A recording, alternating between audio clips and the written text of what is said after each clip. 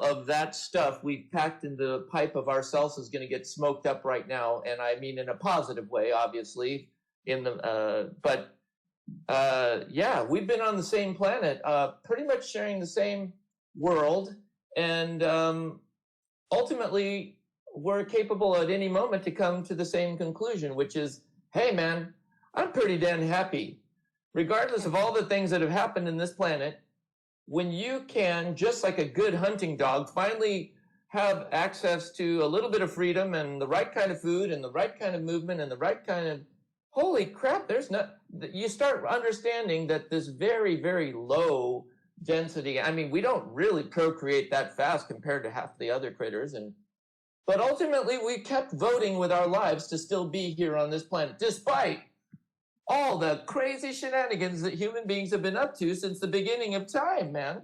Yeah, we're doing our best.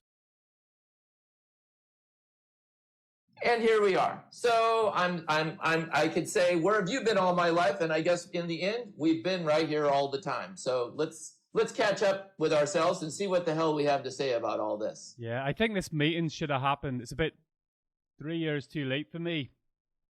I have feet issues on both of my feet, my left foot and my right foot. I've a neuroma in my left foot and a hammer toe on my right foot. And why this conversation is going to be so relevant, after 2 years, the pennies dropped that my shoes have been too tight. And they've been strangling my feet. And now my beautiful running career that allows my body and my presence to be free is slightly caged. Heard it a million times, I mean, there is no, one of the things that, I guess we can get right into it, but, the book Born to Run obviously opened a lot of people's eyes to at least this new glimpse of what is possible as being, if you were happened to be born a human being. I mean, we had been sort of down an interesting corridor of like differently abled human beings. And I can't say I'm not an Luddite. I'm fascinated by high technology and anything that can reduce suffering and improve quality of life. I don't care where it's coming from. It just turns out we'd gotten sold out of understanding that our own body, when it's working in its ideal situation, is an extraordinarily complex and a miraculous piece of equipment that if you don't understand how to operate that first and start trying to fix it before you even understand how it works, kind of a dumb way.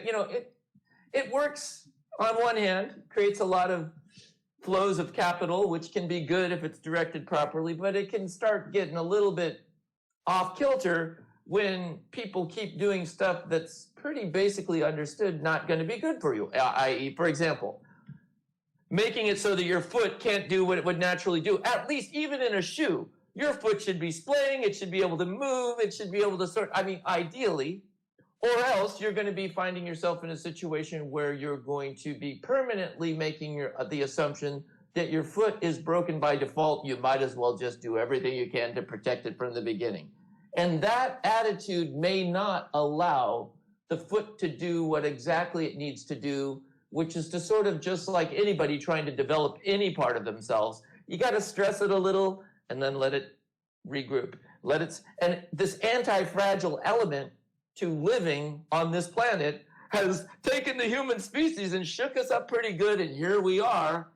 It's not because we've been these frail, broken animals that can barely make it across the ground. I mean, let's face it. So because I grew up in California surf culture in the 70s, we didn't know that our foot was broken yet. We didn't know that yet. So we did everything that we wanted to in our own bare feet, scuba dive, surfing, climbing mountain. It's like, we didn't know that we weren't supposed to do that. And guess what? We did it. And it was fine. Then it was as I got older, and then I wanted to get back into some of the sort of health regime of, I was finding, damn, how do those people do that? Like I could get to about an hour of running. I'd still plenty of juice left, but I was like, why in the hell do my feet feel so bad? I've got the best sneakers possible. Anyway, the rest of that unraveling story. These days, though, I'm back to really all I'm about now for people and people. I start with myself. I'm my own first experimental animal, is that I want to feel happy and healthy, vital and strong, and feel good, so I want to live another day. And so that's how I want to start this conversation, is like, here we are. We want to live good, to live well for another day. How do we do that? There's some hints. I sort of get that, like, 'cause I feel there's this, like, straight line. That's my balance. And I can feel when I start to lose that balance, there's certain aspects of my life, when they come away from that straight line, I start losing who I am. And the closer I can keep them to that, the more balanced I feel. Totally. I mean, by the way, I mean, that so chimes in well with what I've been, all of my life, I've been, and many people are, attracted to those sports and those experiences that get you into that flow state. It's a very complex state that a human being can get into when they're moving super fluidly and it's effortless, yet it's requiring them to be there. And it seems like our consciousness and our body is so well adapted to rewarding us when we're in that space. And an expert can't tell, you don't need somebody else to tell you you're there. I mean, other than to encourage you to find it. The sign is clear though. When you're in that space, not only do you feel good but you look good. Other people can see you and they map onto you. Like you see a bird flying, a surfer going down, a skier, you map onto them and you can imagine that exhilaration or that sort of experience of freedom. And what I'm starting to find by basically basing myself in California surf and skate culture is those states are the bonus points of living. You don't need a whole crap ton of them, but the more often you can stay in that space, the better off. You're basically giving yourself bonus points. And I like getting bonus points, and I encourage others to do the same. What I find as well, when you're in that state, other people move into that state just by being around you. That's an interesting, I wonder what that quality is. There's at this point, there's many, many things involved in being able to get into that state. And it's over complex, right? I mean, we're getting a grasp of it. I mean, there's been a lot of interesting research and attempts. There's been a lot of different experiences but what is it about that? I think one aspect that really captures my attention like you just described, is there's almost like you get a frequency. You get an kind of a frequency that if you've ever seen, like, I was just noticing the other day, if you get water vibrating at a pattern, I think I had the garbage disposal on and suddenly these incredible patterns formed on the skim of the water. I was thinking, wow, that is instantaneously, without any latency, the whole damn surface of the water has now got this incredibly complex pattern because one powerful vibratory effect. And I thought that's kind of how the human contagion of enthusiasm for something that's real. Somehow human beings, they need to be in the presence of the voice in a person. I mean, it can be used for ill or positive. I mean, ever since Aristotle, the talking of the persuasion of people and how that can happen. But ultimately, when you're around people who are finding a way to discover a lifestyle that allows them to be healthy and happy and have reserves of it so that they're not like, it's so overabundant in a sense when you get into a vital state of living that the cocoon of fears that if you use it up, it's gone, starts sort of melting away. Because when I go for example, these days, like I went on a little run I go outside and have my constitutional. I don't even know where the hell I'm going to go. I start going this way, then I'm a very Zen runner in the sense that I'm just really chasing experience. I'm the kite that's been cut and just let to freely go. And I just started thinking about that is a great privilege to be able to tune, and in my bare feet, by the way, and just tune right back down, get into the and I don't give a crap about the time or the distance. I do, one of the things I do in a lot of my running and my just like daily running, I'm very much, the breathing becomes very important to me. So I do a lot of nose breathing, and I just really just stay in that moment. And then when you're running barefoot, I ran across on our pier, we have a wooden pier. You're there. And when I'm done with a run like that, and I'm sitting in the sun, and I'm under, what I've just done, I haven't devitalized myself. I have supercharged myself so that I can come and I can handle, the difficult, people think you live such a blessed life, blah, blah, blah. It's like, no, I get hammered all the time. But more often than not these days, I'm 56 now, so I've got this theory in life that each year after 50, you're getting 1 percentage point more better chance that your decision about something you want to do is going to be right.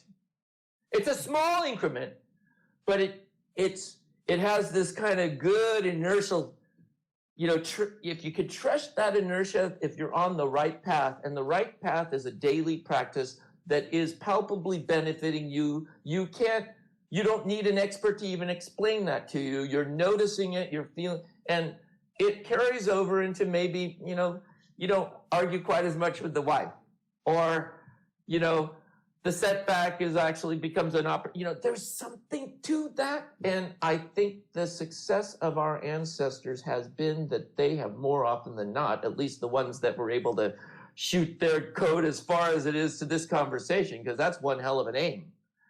Obviously, they were more often than not thinking this way rather than the other side of the coin, which is the paranoid way of living, which is, I'm doomed, the universe is conspiring against me, my body sucks, and there's an element of truth in that story too. But Lord have mercy. If you can tune into the better one, and it really doesn't take a whole crap ton a lot. I mean, look, man, I could almost do what I just told you I need to do, and I did do it with just my surf trunks on. It wasn't like I needed, yes, I live on the coast. And, that's by choice. But there's a crap ton of coastline all over this planet, including around ponds and lakes and anywhere else. Getting a modicum of natural, being able to see some open sky and some open water and some open mountains. Anytime you can do that, that's, again, bonus points. I know I did a little research on some of the things you've been, and it's like, you understand what I'm talking about. You get people out there in those spaces and in those places. You can, for lack of a better word, heal a crap ton of trauma that comes in and when you're not able to be there. Just knowing that it's there. And then, after that, being able to have the wherewithal and the desire to kind of go out there and explore it a little bit, and then getting the reward of all that, come on, man. That's very worthy work, very worthy activity. Yeah, no. About 2 years ago, I struggled really badly with chronic tension headaches and fatigue. And what I found was, when I talked about that balance, the more I got connected to the things you were talking about, it slowly but surely started to disappear.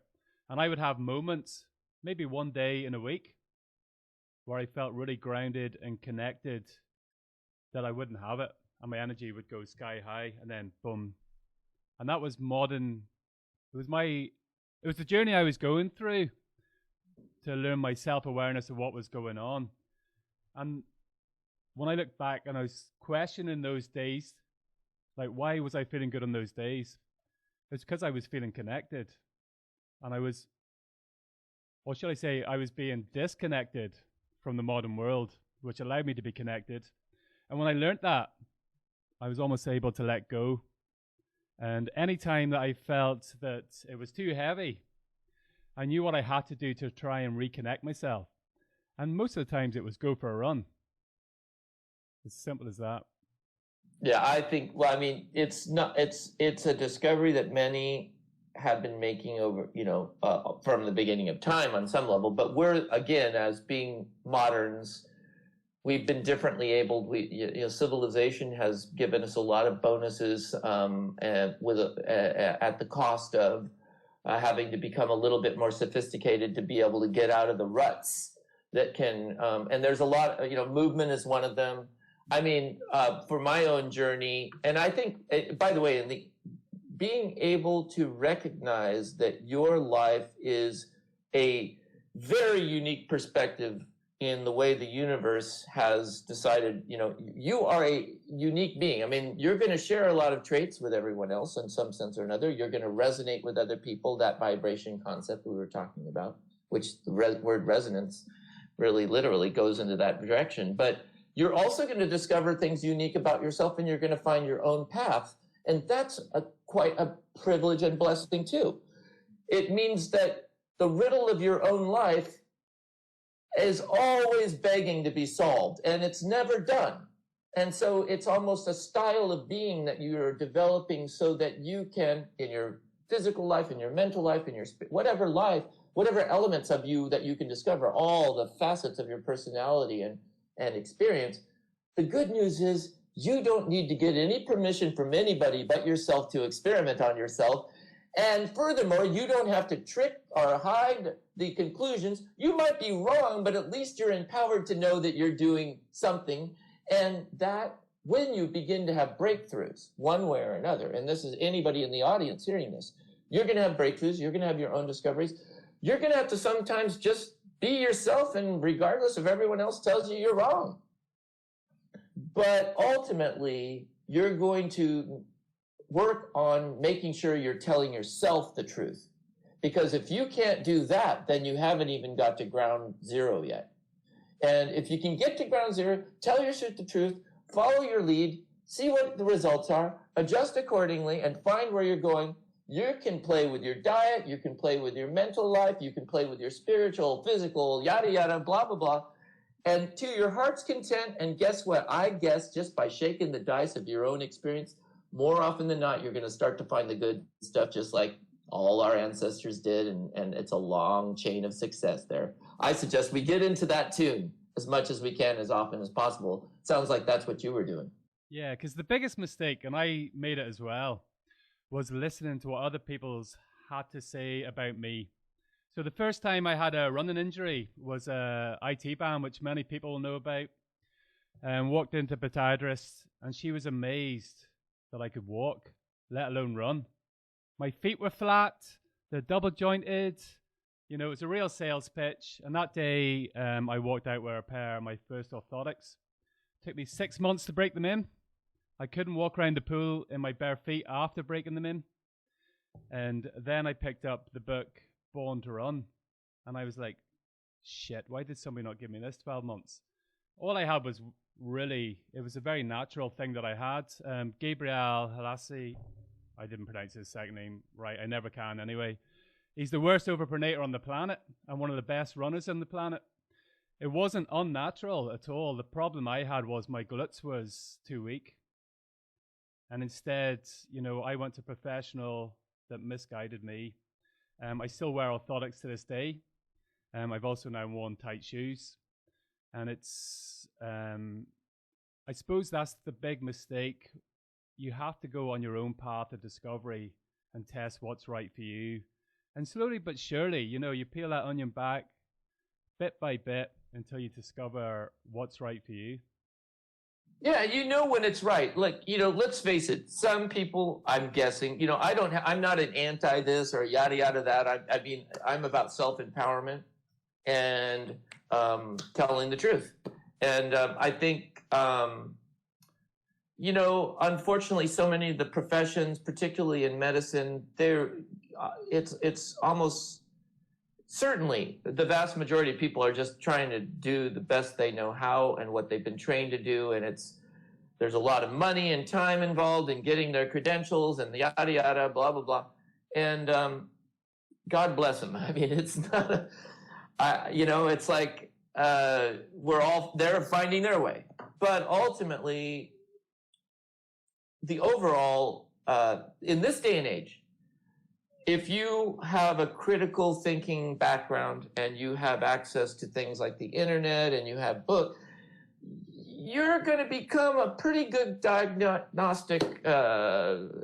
If if you can really diagnose yourself or start to begin to understand that you have that capacity, many of us do, it's a grand time to be alive. We have access to so much good information, more than ever before, so that we can sort of get around that. But yeah, I believe the modality of basically just making the case that somebody's, going to need to wear this, that, or the other thing forever now is,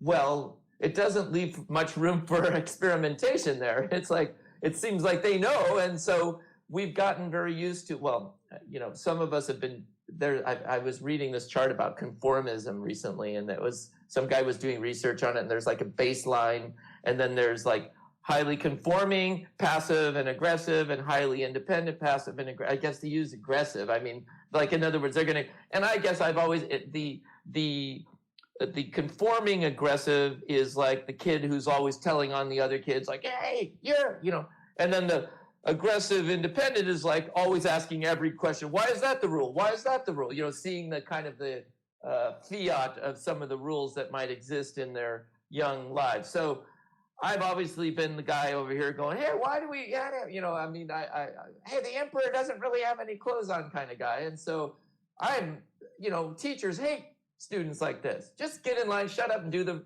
So, but if the modality doesn't work, whatever it is they've given you, in a way, it's an opportunity to try something new.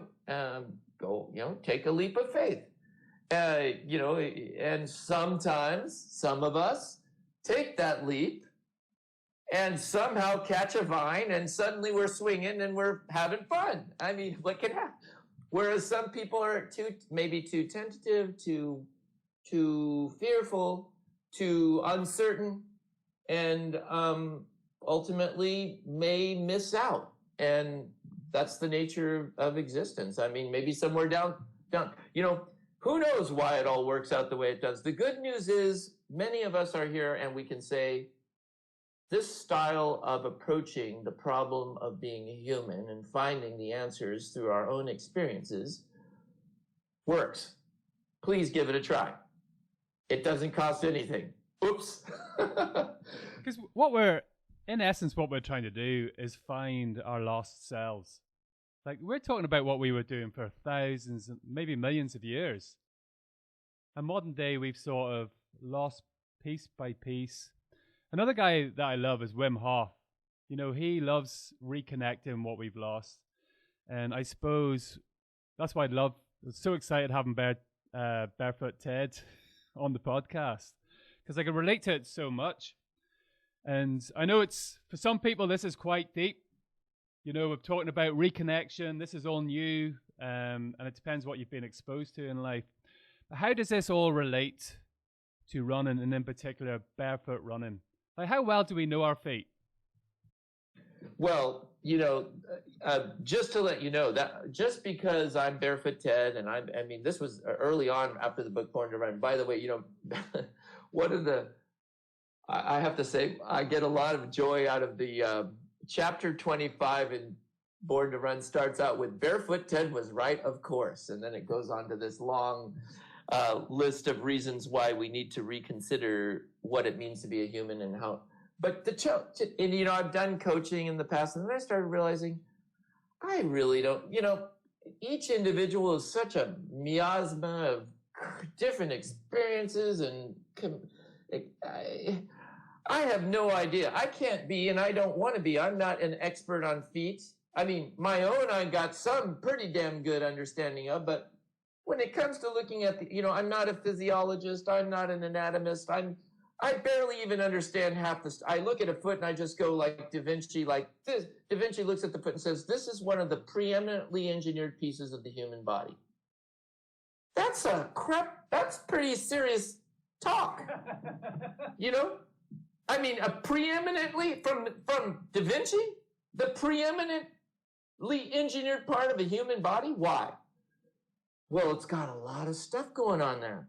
A lot of nerves, a lot of tendons, my God. And what has it done for humanity?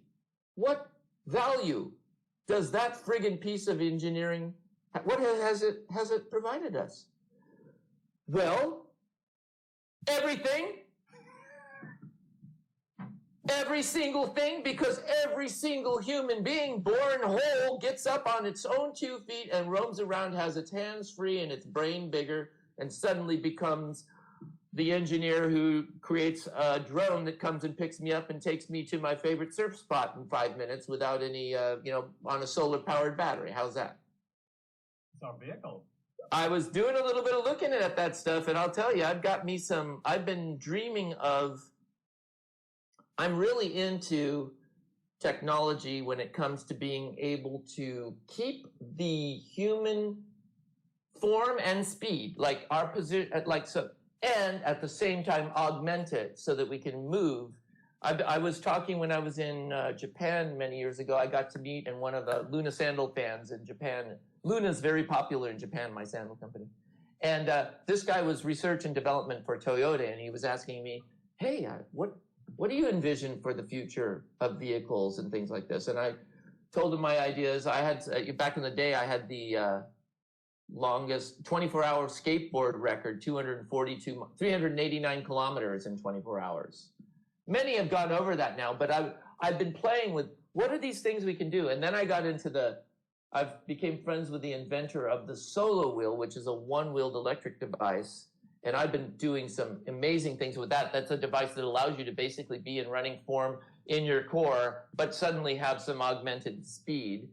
But I've been envisioning a way to essentially take the running form and the running movement in that flow state, and with the help of a drone and some interesting technology and maybe some distance, do what Jesus did and run across the water. Now, wouldn't that be fun? Little tether, little man, a lot of new open space suddenly comes for your bliss runs. Anyway, I'm going way out on a tangent. Yeah. Well, everything's impossible until it's done. I had Mike Wardian on the podcast there a few weeks ago, and I asked him, where would he like to run? And he said, well, if you know anybody in NASA, my aspiration is to run around the moon. So you have to have your aspirations, or we're going nowhere. Dude, look, my company is named Luna Sandals. I would love to run around the moon. And that's great, but that's quite a leap. I mean, it's doable. We already know. But what about run in the sky or run on a maglev sidewalk where you have a maglev sandals, and the motion of good form gives you quicker and faster progress on the side. I mean, we've got a future that could come. I mean, I know everybody's embroiled in all the worries of the whatever, yada, yada, but I'm telling you, man, that picture up here, this is me in 1970, okay? And my grandma drew that. And I was very much aware of what the hell was going on in the world. On my 5th birthday, a few days later, we landed on the moon. And then my grandpa had me watch he was friends with this, had grown up with this newscaster named Walter Cronkite, who was the man about the space mission and computers and this future that was coming. And I was envisioning what that would be. It's finally kind of sort of starting to get to where I had hoped back then. And it was all about freeing up human beings to explore, to learn at their own pace, to share, and actually in 1968, I watched 68 or 69, I remember it, and you can see it on YouTube, the mother of all video conferencing. And it's a guy in Palo Alto, I think it's at Park, and he's doing a video conference with a teleprompter, with a computer screen, with a movement device like a mouse to point on, and doing this all and I'm like going, okay, I like that. That looks like, and boy, did I have to wait a long, long time before I saw anything that even barely approached what ended up being like that. So this is where this combo of Burt Latraine, the famous spacecraft designer, suggested that the ideal spacecraft, the very best one, would allow a naked human being to operate it. Why? Because the naked human being is a friggin' creature that has all this background of being just fine in its own container. Boom. So just give it a place to wander around and be comfortable in its own environment. And now you have a long-term space vehicle, or if you happen to be grounded here on Earth with all of us, a long-time space vehicle on Earth. So get to know your body. Understand it as best you can. Bring it back into the incredible, resilient, self-forming system that it is. And try to figure out how to keep that sucker tuned, because the payout is an endless barrage of monologues like this one. So it's like 10 years ago, Born to Run, a little bit more than that. So there is a brand new generation out now, and a lot of people listen to the podcast. Most people have heard of the book, #1 best-selling book out there now on running. And we talked about, how we've sort of lost ourselves a little bit. But I suppose what was so unique about the book was the Tarahumara. And the reason being, in modern day, what we discovered really through the book and through the venture that Chris and everybody had, was they were still living very unchanged in today's modern society. And that's why we were so amazed at these guys who run 200-300 miles, and you had 78-year-olds running 100 miles. And it was just part of their living life to run from one community to another, maybe running 200 miles in 2 days with very little on their foot, very little injuries, very little sickness. And so for those people that don't know about the Born to Run, this new generation I'm talking about, tell me a little bit about Tarahumara and why they were so special, I suppose. Yeah, well, in my own journey, I got fascinated by, once I started realizing that in my case, it turned out because I had already spent a lifetime and had developed a keen awareness of what it felt like to move on this planet in my own 2 feet. I mean, back in the 70s in California, I wrote about it in a recent Chicken Soup for the Soul story. I wrote The Roots of Barefoot Ted. And it was my favorite clothing brand in the 70s was this brand called Hang 10. And Hang 10 is a surf move where you get both feet at the front of the board and all 10 toes hanging off the edge, and you're shooting down the wave. So it's a pretty, it's an acrobatic type of move.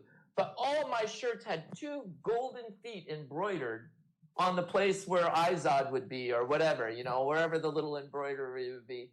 And back in the 70s, that was like the cat's meow. And that was, it was already paying attention. We already, as surfers, skaters, we already paid homage to these appendages that were the thing. Without them, all the cool stuff was happening there at that interface. So when I was having my own epiphany about running and what was going to work for me, what was becoming the solution, it had to do with reconnecting to my body, my feet, and this form that sort of develops more often than not through that interface. There's almost like really old school engineering and programming that you tap into when you get there, this genetic memory type thing. That you're not, you're just, can you imagine if we had to sort of like mindfully figure out how to make our ear work to take in all this data and process it? And geez.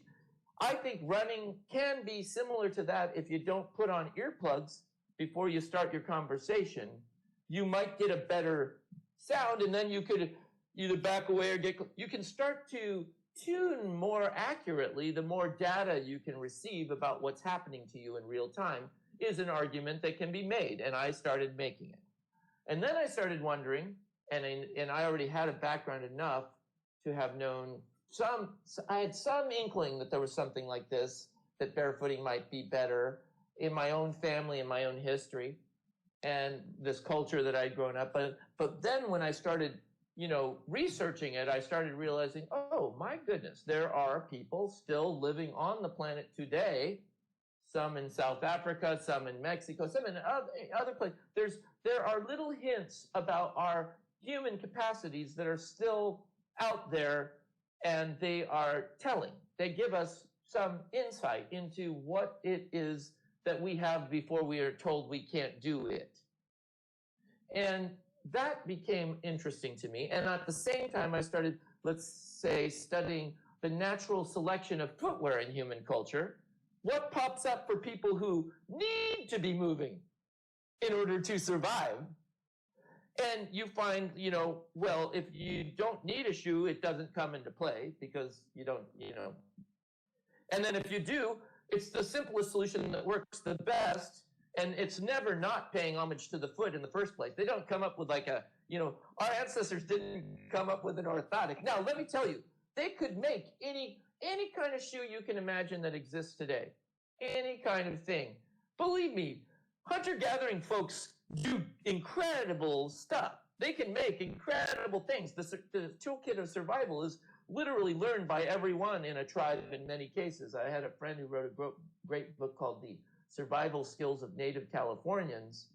And you basically come away after reading the book realizing these are very highly skilled people who didn't have the technology we have because of a variety of different things. But what they did do with the same brain we have was they became experts at the things they could make with the stuff that's in their environment. Imagine that. That's a pretty high tech. Being able to find how to make everything you need to survive from the stuff that's lying around you and doing a good job of it such that you have generations and a culture and a mythology and stories and all the rest. Well, that's pretty damn good. Can't say not that. And so the more I studied that, I saw most of the people who were long distance movers and hunters and their foot and so that became interesting. And then of course the Tarahumara came up and it was like, wow, I've got, this is in my backyard. I got to go check this out. And well, the rest is history. But, in the end though, it's always, we can't go back in time. I mean, although what did Albert Einstein said, World War IV will be fought with rocks and sticks. World War III, well, that's not the one we want to do because the rocks and stick ones means, but I don't want to go back there. I'm not interested. However, I mean, back in time and just just get rid of all the stuff that's come because of us terrible human beings, yada, yada. I don't buy that. I think our ancestors would be super stoked and very greatly satisfied to know that we can do some of the things we do now. They would not be saying no thank you because there's a hardship in some sense with the Tarahumara in certain cases. Like if it doesn't rain, for example, people die. If it rains, rain is like capital or money in a system where people need to trade with it. If you've got no trading beads, everybody's like sitting there with their hands up, and rain is like, boom, everything stops. So they had the droughts, and that's why many of them started coming out of the canyons in the 90s, and suddenly we saw their running prowess when you extended the distance beyond the marathon, and that's why so yeah. So in the end, they're inspirational, and they remind us of our own capacities. At the very least, they remind us that that's not impossible. So there must be something. Same with the Sherpas. People, I was climbing, we have Mount Whitney here in California. It's one of the tallest mountains in the continental United States. And I've summited it 3 times barefoot. It's like, people say, you can't do that. And it's like, no, you don't understand. Go look at the back of the Sherpas. When you're going up, when you're climbing up something, and when you have the proprioceptive, instantaneous feedback of can that take my weight? When you have a barefoot, you instantly know. And you have all this new flexibility, and you can store and load that's one of the marvelous things about the feet is if you can get them into their flow, they start they have these little efficiency things and these little protection things and this feedback that is, you just don't want to not have that. If you don't have that, you're not fully using the equipment as it's been provided with you. So there you have it. So that's one of the key arguments, isn't it, around barefoot and wearing running shoes, especially they're getting bigger and thicker. And you see Hoka's, we've got like 1.5 inches maybe of a sole. But your foot wants to, it's designed to make contact and feel that so it can get that feedback and that your brain can work out how to control your body. But we're taking that away from from your foot when you put a shoe on it. And the more cushioning you put in, the less feedback you're getting.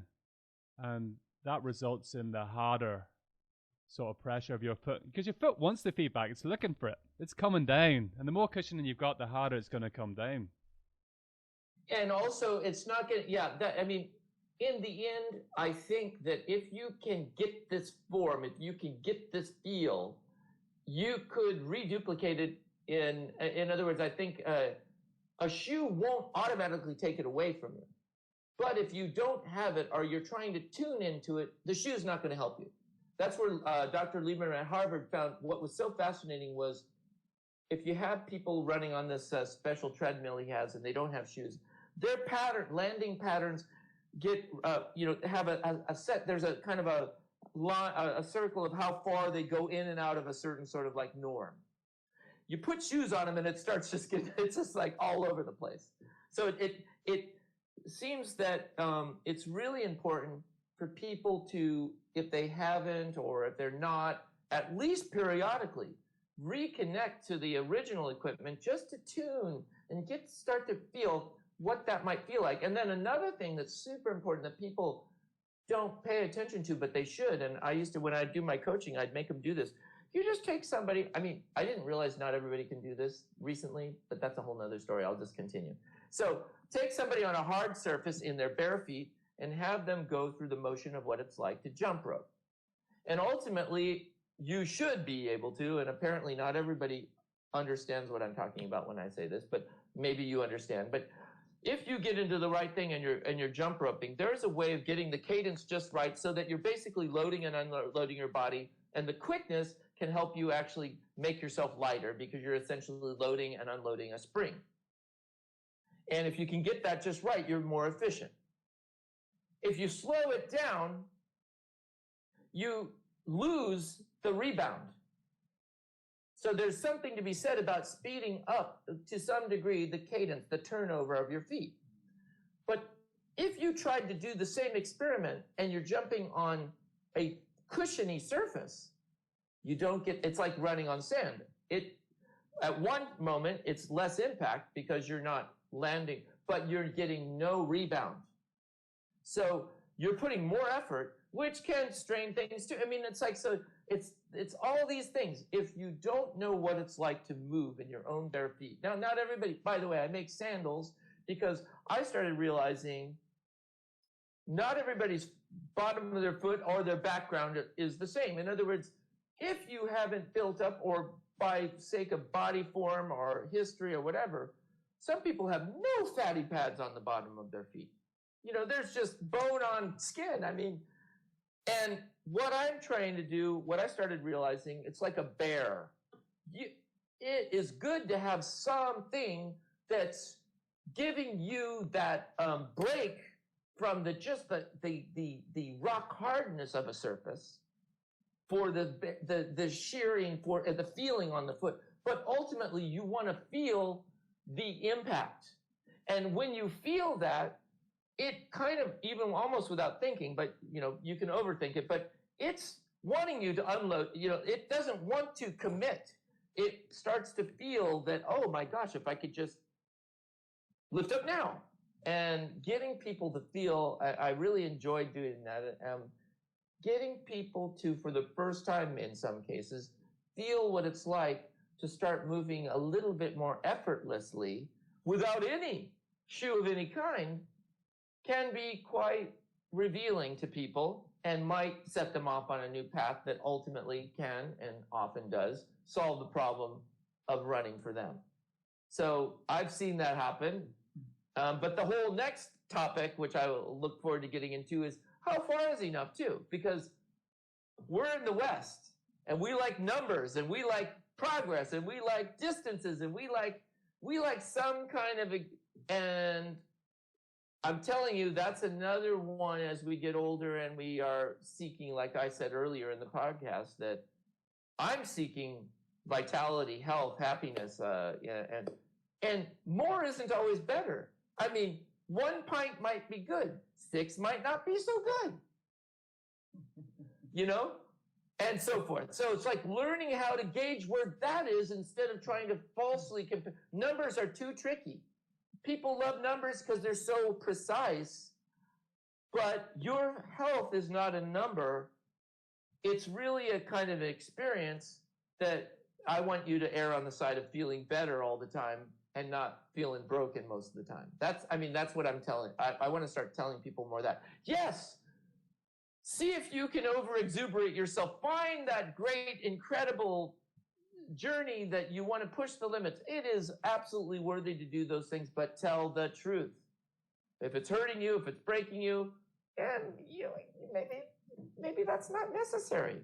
Maybe that's not necessary. I'm not, maybe if you're a frontline battle guy and you're in the special forces and you need to learn how to keep going even when everything and everyone tells you you're a fool, and we need people like that apparently, or at least it's go. It's like I'm more like the happy monkey that says, look, man, why? I've never been good at just following the rules. I'm kind of more, I've been erring on the side of like, I don't want to do anybody harm, starting with myself. But it is a key point as well. It's a bit of a side point. A friend of mine who started running there, he's trying to break a certain time in the marathon. And this experienced runner gave him a running plan. And it entailed going to the gym, doing this, doing that. And it was so far away from where he was and what he was doing. And the question I asked him was, but are you going to enjoy that? Like, why did you, don't lose the reason why you started to run begin with. You've got this training plan. Is that going to continue you on the path of why you begun to begin with? So pushing yourself and keep on challenging and challenging and challenging is good and it's fine as long as you're still enjoying that. And just be careful that you understand yourself when too much becomes too much. Because quite often runners put themselves under a lot of pressure. Yeah, I'm just against that in general. Although I'm sure learning how to, there isn't. I'm not. If that's their thing, and they can find a way to apply that to their. I think a lot of people are striving for excellence. Let's say they're trying to find what's the best version of myself I can discover, and I think a coach is ultimately a person in that, particularly a performance coach, is wanting to help them externalize an intention they have within themselves, and they know what is required. And a kind of an element of discipline and focus and sacrifice seems to be very important part of that process. And some people want to make that journey, and if they do, and that's their choice, and they're doing it, then ultimately, I think they're probably getting something out of it that is going to be valuable. But I just want to I want to be the other guy in the room that says, here's another way to approach it too. Use your intention. You can decide that this is what you want to do, and that you're new, instead of a number or a goal like that, which is worthy, at least it's teaching you how to go after something that is the goal ultimately, I'm assuming, is to improve yourself rather than break yourself, right? I would be a little bit less inclined to support anybody's endeavor if they were basically desiring to destroy themselves. They just like, hey, I'm going to show you. It doesn't even matter.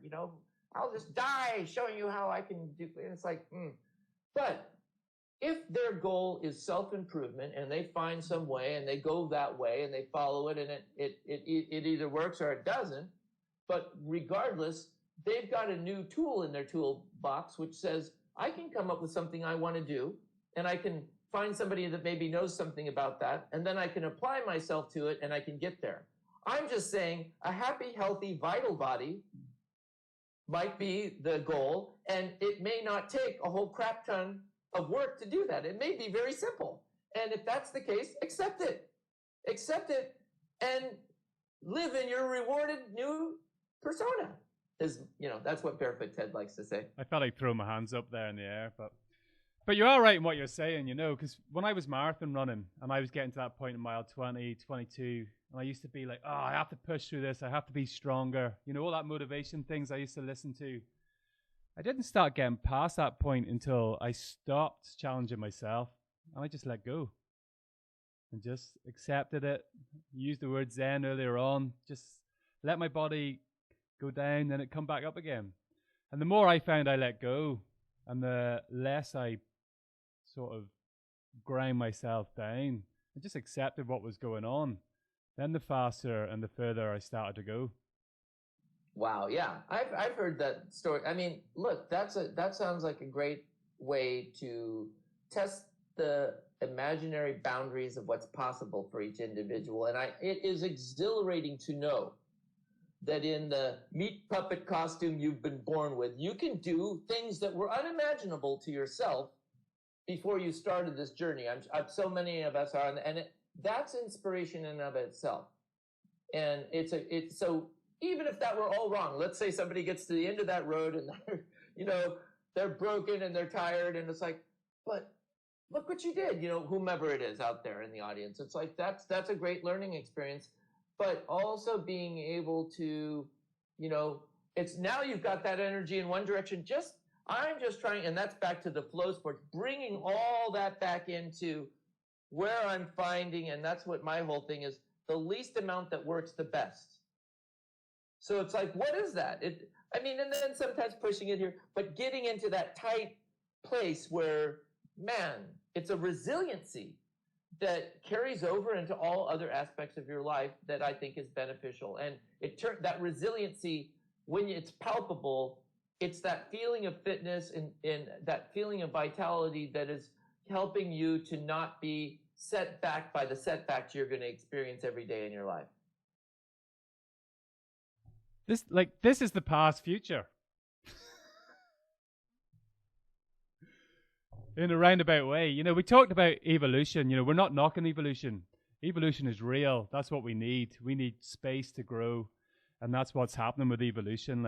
What we're talking about is reconnecting. That's a different thing. And why barefoot sort of running works for yourself, it's not just barefooting. It's that whole holistic approach to life. And that's why some people will knock it. They'll knock the barefoot running and the connection and that, but they're not understanding what the message is. It's the whole holistic approach to your whole lifestyle. Well, yeah. I got out of look, I in the end, I'm not out to debate or, I think some people and coaches that have protocols and to do certain things, I don't think there's anything specific. I'm not in the debate there. I'm like an admixture. Like, you should be sort of, regardless of what, you might be, these are not incompatible. In other words, no matter what, you probably want to reconnect and understand how what it feels like to be in a human body, sans anything. Just to begin to, if you're really about trying to find ultimate performance in a human animal, you want to explore the fundamental framework that thing's been born into, and that's been the hallmark of its success for millions of years, let's say. It behooves you to take, it doesn't mean you have to change your whole lifestyle and become like that crazy Barefoot Ted guy. But it does mean that you need to not poo-poo the idea that this would be beneficial for you. It's absolutely will be beneficial for you to get to know and to connect with these very complex, beyond our understanding in many ways, systems that we integrate into our body. And one way to do that without getting too far in the head is just take off your shoes. Simple as that. But it's about finding your own space, isn't it? That's what it's all about. And it's different for each one of us. But there are certain things that do cross over. If you look after yourself, if you sleep well, if you eat good, clean food, if you hydrate properly, there are some basic lines there. And I often say to people, it's important to understand how your body works, because you're trying to achieve something, you're trying to get somewhere. Like if you were driving a car, that old analogy of a car, whether it's a Ferrari, a racing car, you have to know how that car works. You have to know how to fuel it properly. You just can't sort of hope and wish. Yeah, the analogy of the car is a good one. I've loved it. I say it this way. It's like, you take a beautiful car, let's say a Ferrari. let's say it's out of tune and you've got bad fuel in it. Running it harder is not going to make it better. You got to make sure that thing is tuned well, fueled well, and then you can find some performance. But running it hard when it's not tuned well and it's not properly lubricated, dude, that ain't going to make it better. So you're going to break it. You're going to break it. And it should break because, I mean, that car's not, now humans are actually more resilient than machines. So they can go further or further or further away with it, that our bodies are just, will do and adapt so many different ways to allow us to keep moving. But the fact of the matter is, I want you to imagine yourself fine, whatever, let's say a Jaguar E-Type, okay? That sucker better be tuned well. And it better have some good fuel in it before you start revving that sucker up to its highest RPMs. Otherwise, that thing ain't going to get better fast. Yeah. One thing that came out of the book, when you talked about us sort of finding our ways, the way we used to hunt down animals, and our bodies are amazing. Obviously, they've got a great cooling system. Just for those that don't know that, talk to me a little bit about that, because that is one of the most fascinating things that sort of came out of that. Oh, totally. Persistence hunting, it's called. I had maybe 5 or 10 years, 5 years ago, I got invited to give a talk at the History Museum, or what is it, Nature, in London there. And one of the other speakers was this guy named Louis Liebenberg of South Africa. He's like a citizen scientist, and he's got to know the San people really well and all of this. And one of the things that I started really getting, he's into tracking, and he wrote a book called something about tracking and the early roots of science. It's a very fascinating theory. And essentially, he started pointing out, and it becomes really clear. So this persistence hunting goes like this. You're out in the desert, and you're hungry. You've got a group of, let's say, 30 people, and you're getting hungry. And there's a lot of different resources, but one of them is an animal called a kudu, which can get up to 800 pounds. And if you can catch one of those suckers, you've got enough food for a month for 30 people. It's a pretty damn good situation if you can get one of those suckers. And these guys, who are considered by many to be among our oldest living ancestors, i.e. they've got apparently some of the oldest DNA that, is connected to all of us in some way. So let's just say that's true. And then on top of that, they've developed this skill that allows them to, and there's two parts to it. Number one is they've got the long distance running capacity so that they can do this persistence hunt, which means basically you spook an animal, it runs out of your sight real quickly. You do this in the middle of the day, by the way. You might carry an ostrich shell with some water in it. You spook that guy, he starts running, heat of the day, it gets out of your view, but you keep following him. And then you spook him again, and you keep following him. Then you got it so that you start turning him around. So he's coming in this big arcing circle. And 18 to 32 miles later, that guy, that animal, drops to the ground and is dying from heat stroke. And you've run him right around, so he's dying of heat stroke pretty close to where your village is. And you've done that because, A, you're the greatest long-distance running animal on the planet when you add heat and distance to the equation. If you add a very, very sophisticated, highly capable of processing marks on the ground to help you reveal to you where this critter's going and how tired it's getting and what's its situation. The ability for our brain to see little marks on the ground and read make these extrapolations about what it is and where it's going and how, it's incredible. So the bottom and the top of the human animal running along on a desert floor has the two most marvelous pieces of technology that a human being needs to have. eyeballs and a brain on the top and 2 damn feet on the bottom. Combine those together and you have that monster that keeps coming until it's got you. And then you have a smorgasbord, literally, with some of the most nutrient-dense food on the history of the planet. I mean, the women come out to run, and there's videos of this. And when you bring fat back to the village, let me tell you, that night's going to be good. It's going to be a good night. I guarantee you that one. But combined with those eyeballs in the head and the feet, it's this unique cooling system we have, isn't it? Oh, yeah, absolutely. Absolutely. I mean, that's the, without that, most other animals don't sweat like we do. And that sweat and that cooling process is, well, let's just put it this way. That's why that persistence hunt works the best in the middle of the day. Because those other animals, there's 2 things that are happening. As they run to get out of your way, they actually, their 4-legged animals, their lung capacity, their breaths in and out are literally happening as they run. So they're getting into, and at some point they're going to have to stop just to catch their breath. So that's what they're tapping into. This thing's overheating. Because, yes, it can outrun a human in the short distance. But, like I said, we are the monster that keeps coming. Because we're tapping into pacing ourselves. We're keeping ourselves cool, both by carrying water and sweating. We're breathing.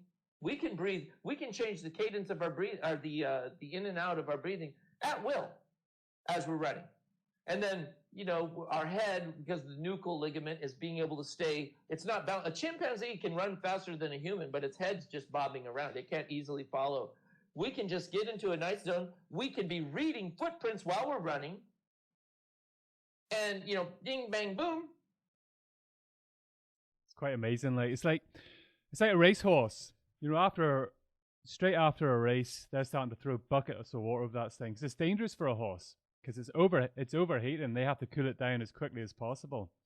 And you hear races. We had a local race, sort of man versus horse, and everyone's like, "Wow, this guy is going to race a horse for 24 hours." I was like, "You might get 10 minutes out of the horse, and that's it." Like, it has to stop and breathe and cool down.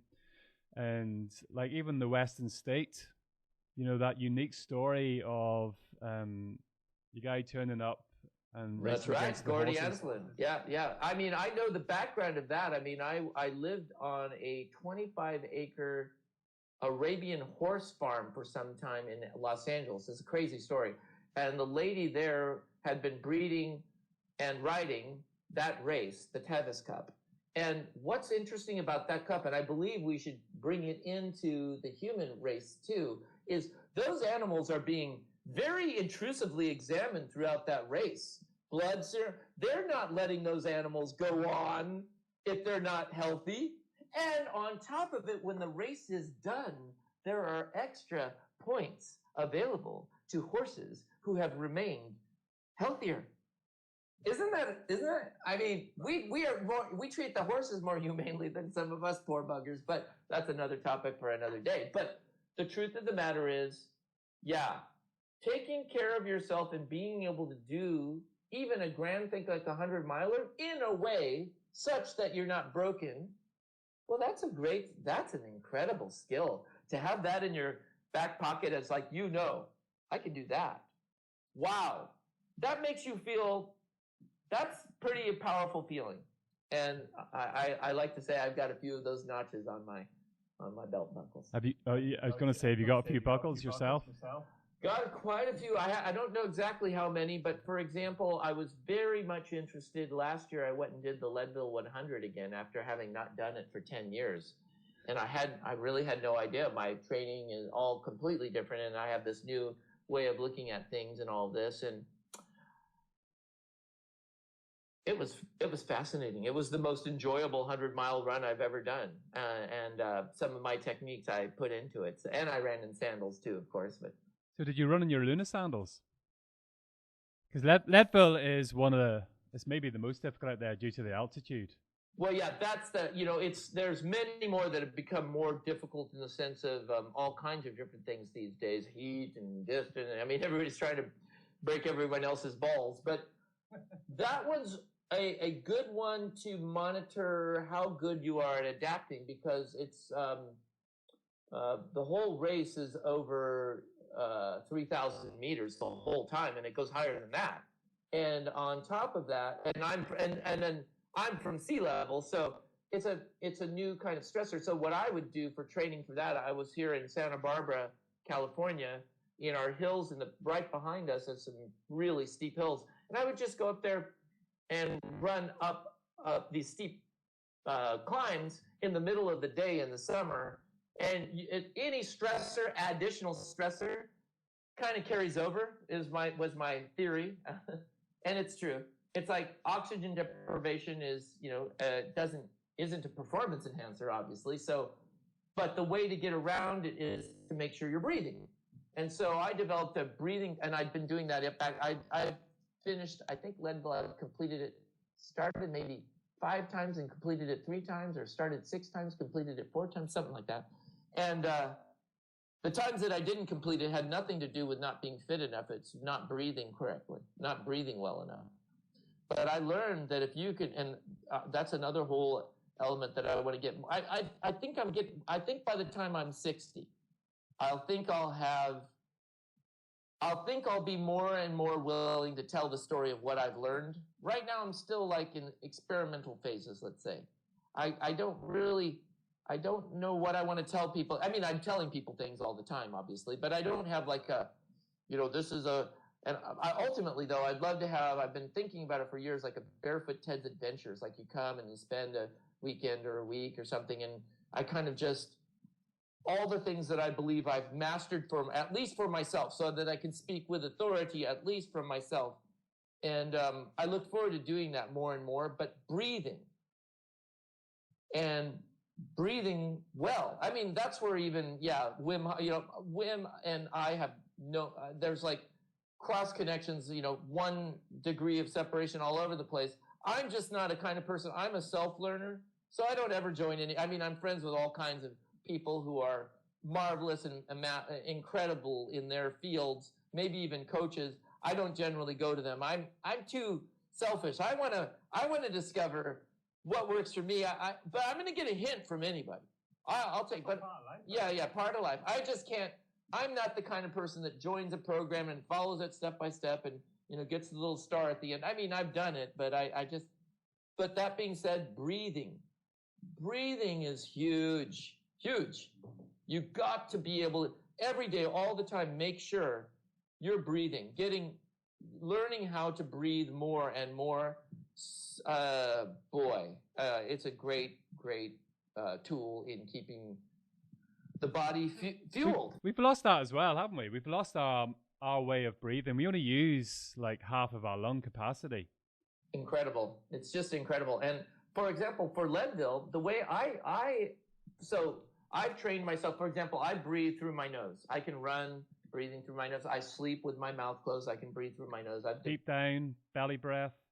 Exactly. And for Leadville, what I did, there's one place that I needed to, and I was going to go this year and it's been canceled, but basically I nose breathed the whole time. And then as I was coming back, I was developing this, because in the mountains, what I'd learned in the past is any way you can get more oxygen. So I had developed this strategy of nose breathing, and then really when I was coming back after, the run's crazy. You've got to, at one of the analogies I say is, in life, just like if you want to live 100 years, you better feel good at 50. In the Leadville 100, when you get to the 50-mile point, you better feel good if you want to make it to 100. Because it's going to kick your ass. At 50-mile point, you've got to turn around and climb back up to the highest part of the race, called Hope Pass, and then get yourself home. And you don't want to be sick and tired at 50. That's going to be a bit much to chew. So on the way back, though, I just was getting this breathing going, and I just turned it on, and I love getting on the downhill part of Hope Pass. Many people are already broken and they're just done. And I almost had that situation. I should have not been nose breathing when we were climbing up Hope Pass.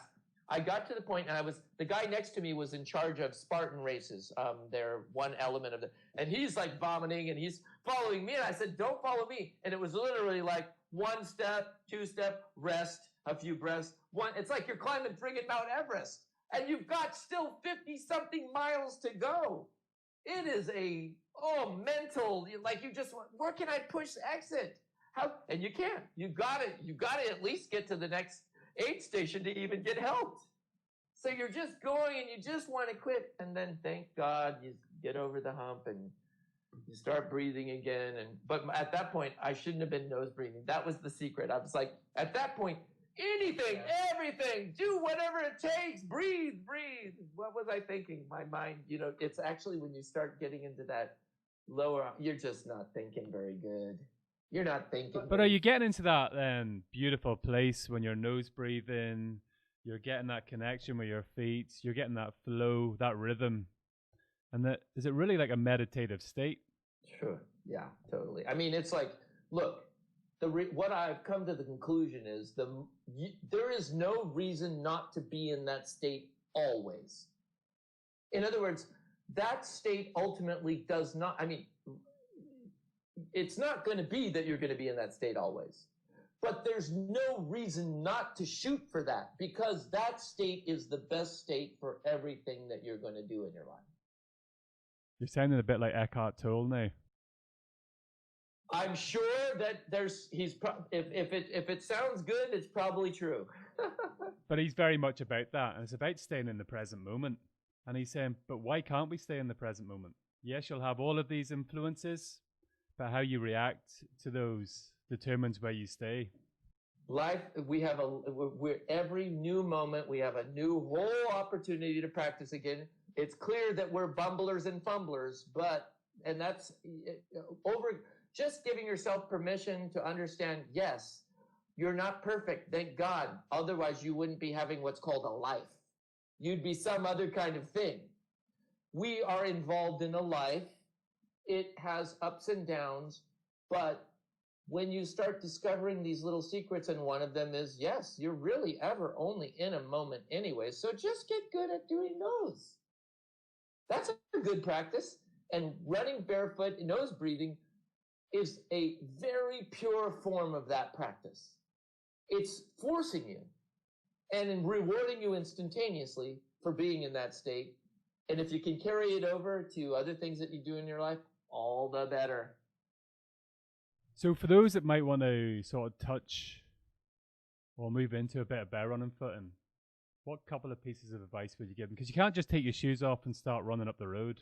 That's going to be a disaster. Yeah, when I used to do this coaching, the way I would approach that was I liked to imagine that running is kind of like a language. And then I would say, let's imagine that you grew up in a village in Africa that spoke a unique language, and you spent the first 5 years of your life there, and then you were taken away and you went and grew up wherever you were. And now 50 years later, 40 years later, let's say, we're going back to that village, you and I, and we're going to spend a year there. And the goal is to learn this language. Well, you're going to make quick progress compared to me. I don't even know the alphabet. I don't even know the sounds. You'll quickly remember the months and the dates and the yada yadas and you're going to make some more progress than me. So if barefooting is kind of like a language, then you need to evaluate where you are. Have you seen the alphabet before? Did you even know there was an alphabet? Can you sound out the letters and so forth? I.e., what's your background before you suddenly had this as maybe the new fad of how you're going to solve every problem you've ever had in your life? Well, if you don't know the alphabet, you're probably not going to be writing Shakespeare on day one. So let's start by coming to the best understanding of where you are in your own life and evaluate it by telling the truth to yourself. You don't have to lie to yourself. Maybe everyone else, you got to put up a front. But you can tell yourself the truth. Where are you? What have you done? What experience do you have in this? Is your foot Is it capable? What, and just sort of approach it in that way. I don't really, I mean, I have somewhere, I think is it on barefootted.com? I have on my old blog some kind of thing that I just thought, okay, that's all I want to ever say about that. It's something like, so you want to start barefoot running, something like that. I think the National Geographic did a little point that put my, Barefoot Ted's, and it's really simple things like, pay attention, evaluate yourself properly. I mean, I don't have a set answer anymore. I mean, there's so much information out there now. It really is like overkill. But that being said, I am starting to be convinced more and more that I need to reevaluate, coming up with a way to sort of systematically help people. I got it. That is a kind of a goal now. I hadn't thought about it for a while. I just felt there's enough resources out there. But now I'm starting to realize so many people are expecting me, and I think rightfully so, since in many cases the book Born to Run and Inspire them, tell me what you know about this. And what we talked about in today's podcast is really the heart and soul of how a Barefoot Ted is approaching life in general. I would say use those concepts you've got in today's talk to apply it to your barefoot running. Don't be too hard on yourself. If you don't have the skill, in the end, just begin to find ways to ameliorate dysfunctionality in your lower extremities by helping them come back alive little by little. My biggest contribution to all of this has been my sandal company, which I say we're like surfers making surfboards. We're trying to create a platform that people can run and do the adventures of their living, where their foot's still splaying and it's moving, it's not heavy, it's. Don't just breeze over that. Talk in detail what you're talking about, the spray and what you've done in creating those Luna sandals. Yeah. So it just turns out, I mean, it's not difficult to imagine, but apart from the fact that many of us grew up without having this experience, but if you look at the foot again and you imagine it that what it's been, how it came into existence and what it's capable of doing, learning how to allow it to regain functional strength so that it isn't a injured and sick animal, but instead can come to the greatest expression of its own health and happiness by first and foremost reconnecting with its own self by feeling and moving on the earth in its bare state. And that's going to be, if you haven't done that for a while, or if you thought doing that might not be good for you, I suggest you reevaluate that assumption and do some self-experimenting. And one of the reasons why you want to do that is because it should be somewhat logical to understand that if indeed you are in this incredible creature that has this long history of adapting to this planet and has given you these tools, and here they are, you shouldn't assume that they're broken by default, although they can easily be, just like, a human being shouldn't be a sickly animal that's not capable of doing all kinds of things. But if you feed it poison and you keep it from expressing, it's going to, you could say, well, human being, if you took a cohort of living Americans right now and you said, here's human beings, and some aliens are looking at them and go, oh my God, poor creatures, put them out of their misery, really. Whereas we can say, no, hold on, look, we have this history and yada, yada, and here's some people that have blah, blah, blah. And it's like, oh, okay, maybe there's some hope. What do? Well, Christopher McDougall wrote a new book recently. It's called Running with Sherman, and it's a story about what you do. He finds a donkey. The poor donkey has been cooped up in a barn, has grown out its toenails to the point where it can't even stand on its own feet. It's constipated from not being able to move, and it's about ready to die. And somehow his daughter has a tear in her eye, and it's like, we got to do something, Daddy. And he does something. And it's a remarkable turnover story where a creature that is literally ready to die because it's been done everything wrong, by simply starting to do what's right, it recovers and lives another day. If that's you out there in the audience, this is almost like a tent revival. then maybe you should consider to take into consideration the fact that you're a human being. And maybe if you just start moving and eating and being more like your ancestors require you to be, you'll find that it's worthwhile to be in that body that you're inhabiting, and it might reward you with the feeling of well-being that makes you want to stick around. Give it a try. It's free.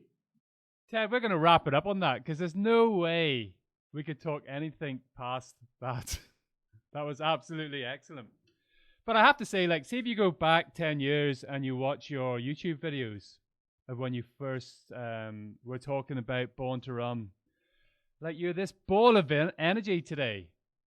You know, I'm not saying you were dull and grey back then. I don't want you to get that impression. But you can see how much you've colored your life and you really are living. You are, I'm going to say walking the talk. That's not right, is it? You are. You're walking the talk. Yep, that was right. Sorry. I nearly got all the way through there without having an edit. So there's the first edit. Ted, that was absolutely excellent. Everything I hoped for and more. Such a, like, I'm over in Ireland and you can feel your positive energy coming through the laptop, for flip's sakes. Nice. Well, I guess there's nothing to complain about that. So look, I look forward to you getting this out there. And I took your podcast on because I really think I need to start sharing some of these insights I've gained now, and particularly with people like you who are looking for, people who are out there who have been inspirational. And I know some people, I've been getting that feedback from other people. And so I want to share what I've discovered now. And so I thank you for giving me the opportunity to share my story. I really appreciate it. Because what we're starting to learn is you only know what you know. And we're coming to that age in life where we've realized we don't know anything. We've been conditioned all our entire lives. So now we're looking for that inspiration and guidance. And hopefully people before us can pass it back, and that we can pass it back to the people behind us. And then it's a beautiful world. Hey, look, it really does work that way. And we've been doing it for so long. It really is, thankfully, it really is a very natural human experience to want to share and to feel like you can contribute. But it all starts with you've got to learn how to do the best you can to take care of yourself first. Because if you don't do that, you don't really have any, because that is ultimately, when you said walk the talk, it's like that ends up becoming your greatest tool. If you want to do good, start with yourself and show by example, because that's what you ultimately want to find, because you don't want to just like find where somebody else is suffering as much or more than you, and it's like you haven't got the airbag on yet, and now you're trying to help that guy, and that guy's like pushing you away because it's like, no. If you can get it so that you're living the life that is benefiting you first and then outward, people will want to be like that. That's how, that's how it is. And that way you're not like some pontificating, do as I say do and not as I do kind of person, which is, God almighty, we're sick and tired of that. We've been barraged with that endlessly. Yeah, I've got to say, my own saying is listen to everybody, follow no one. I love it. Perfect. Yep, I agree. We'll finish on that. Thanks very much, Ted. I'll release this tomorrow and I'll send you a link. Perfect. Peace out, brother. Thank you, Robbie. Cheers.